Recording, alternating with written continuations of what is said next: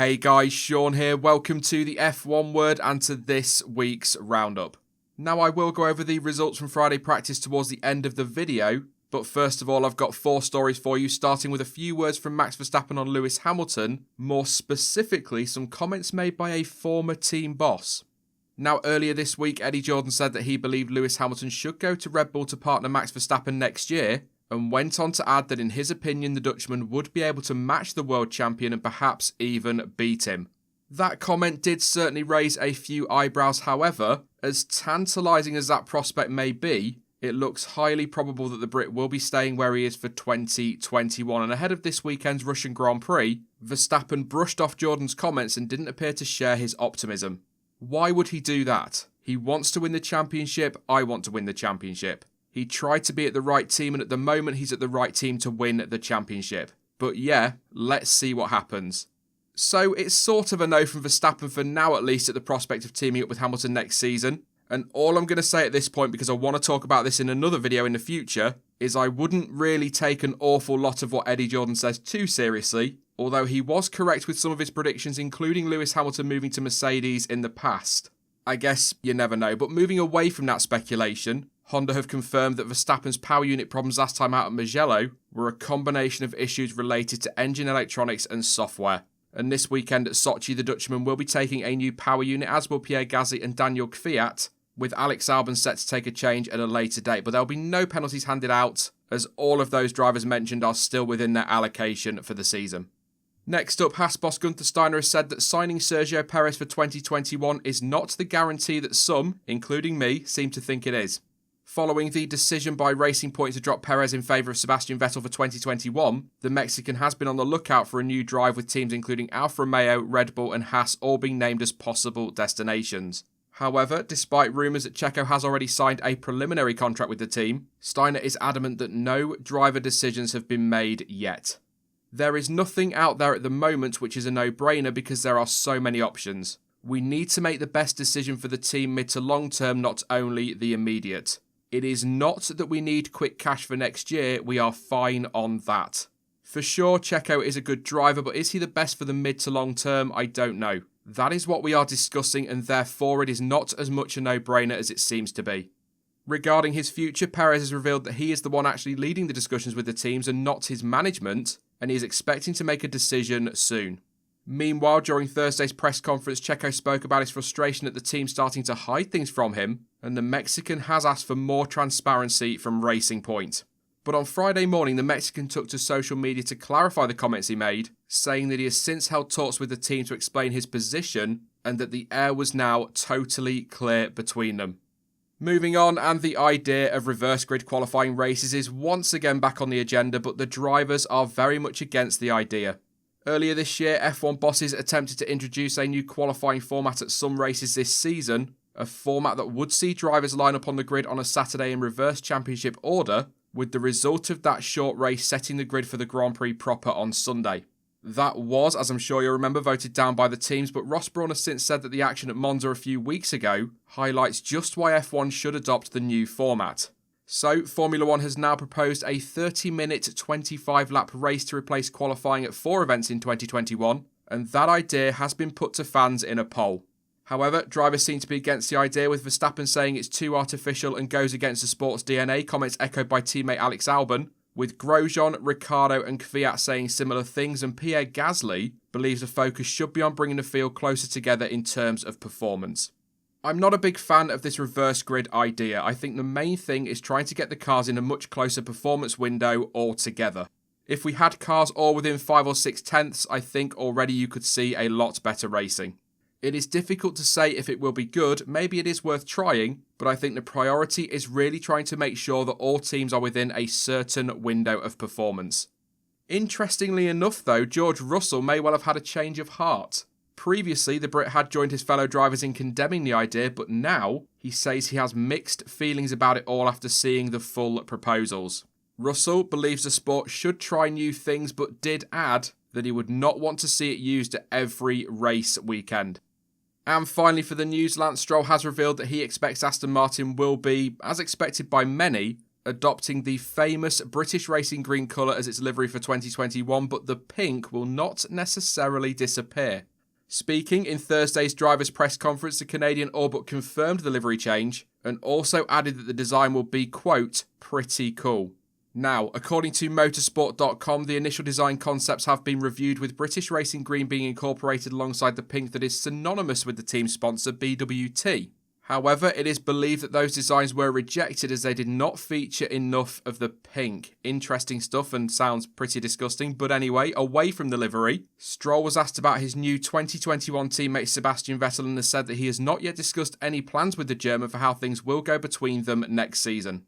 I just knocked on his motorhome in Mugello and shook his hand, welcoming him to the team. I'm very excited, I'm looking forward to it.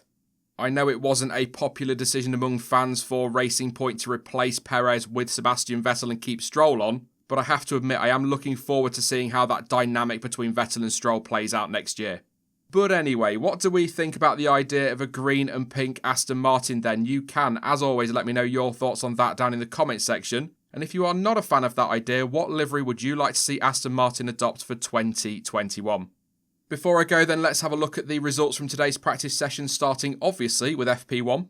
Valtteri Bottas, as he always seems to do, was fastest this morning with a 1:34.923. That was on the soft tyre. But the big surprise was Renault. Daniel Ricciardo in second place, half a second off Bottas, with Max Verstappen in third.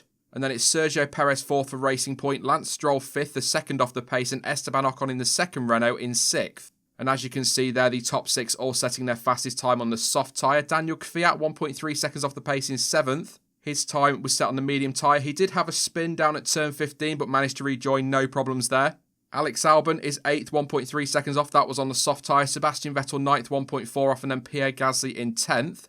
Charles Leclerc finished this morning in 11th place, 1.9 seconds off the pace. Yes, I know it's only Friday, but that seems like a massive gap. Carlos Sainz was 12th, but only completed 8 laps after a big crash down at turn 7. Looking at the replays, it looks as though he went a bit too quick into that corner, got up on some of the dirt offline and then spun and smashed into the wall, damaging his rear wing. Lando Norris was 13th with Giovinazzi 14th and Kimi Raikkonen in 15th. Kevin Magnussen was the fastest of the Haas boys in 16th. George Russell in 17th with Romain Grosjean down in 18th. But aside from the big surprise over Renault, probably quite a shock if you don't know what happened in practice, Lewis Hamilton down in 19th, 2.7 seconds off the pace with 18 laps on the board. Now, he did set his fastest time on the hard tyre, and he did also have quite a hefty lockup, which gave him a flat spot, and he had to drive around that for the rest of the session. So that probably accounts for most of that time. But let's see how things ended up in FP2 before we say any more on that one. Nicholas Latifi in 20th place, 2.8 seconds off the pace. And he had a very big crash down at turn 10, lost it straight into the wall sideways and smashed his car up, bringing out the red flag. The medical car was dispatched, but he was okay, but as you would expect, that was his session over. Let's have a quick look at the results from FP2 then. Valtteri Bottas, top of the session once again, 1:33.5 for him. And this time he's just over 2.5 tenths clear of teammate Lewis Hamilton. Much better afternoon for him. However, Mercedes are looking very dominant. Daniel Ricciardo in third, a second off the pace. Carlos Sainz fourth with Lando Norris fifth. Much better pace for McLaren in the afternoon, and great work from McLaren too to get Carlos Sainz out. Sergio Perez sixth place. Max Verstappen in seventh. He had a spin at turn 14, but managed to get going. No major issue there. Charles Leclerc ended up in 8th place this afternoon with Esteban Ocon 9th and Sebastian Vettel 10th. Ferrari do look a little bit more competitive based on practice alone so far this weekend. I know that's not a great result for Ferrari fans. They want to be at the front of the grid. But considering where they've been recently, 8th and 10th is not absolutely horrific. It's not great, but it's been worse. Pierre Gasly, 11th for AlphaTauri, 1:35.2. Alex Albon in 12th for Red Bull. What is that? 4 tenths off his teammate? Not a great afternoon for Red Bull, actually. Daniel Kvyat was 13th in the second AlphaTauri, nearly 2 seconds off the pace, as was Kimi Raikkonen in 14th. Looking good for Williams so far. Nicholas Latifi in 15th and George Russell in 16th. Of course, Latifi ahead of Russell there. Lance Stroll, though, only 17th place. He did have a spin and no damage was done, but still a long way off the pace. I will say that seems oddly off the pace. I've not seen anything said about any issues for Lance Stroll, but if I've missed something, please do let me know in the comment section down below. Like I say, this is just a run through the order, not necessarily a review of the session. Kevin Magnussen 18th, Antonio Giovinazzi in 19th, and then poor old Romain Grosjean rock bottom in 20th for Haas. Okay, so I'm just popping back in here because there was some breaking news towards the end of FP2. Breaking news that we've sort of been expecting all week, but it has finally been announced, and that is that Liberty Media have confirmed former Ferrari team principal Stefano Domenicali will replace Chase Carey as the sports CEO from January the 1st next year. Carey will step down from his current position but will stay on as a non-executive chairman. He said it has been an honour to lead F1 and went on to say that he is confident that we've built the strong foundation for the business to grow over the long term. I look forward to staying involved and supporting Stefano as he takes the wheel.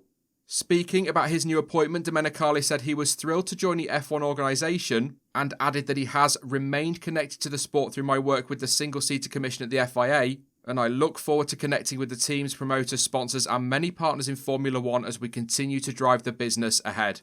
As I say, this was all made official towards the end of FP2, so I've not really got anything prepared, but just super quickly, I honestly do think this is a great appointment. Hear me out on this one.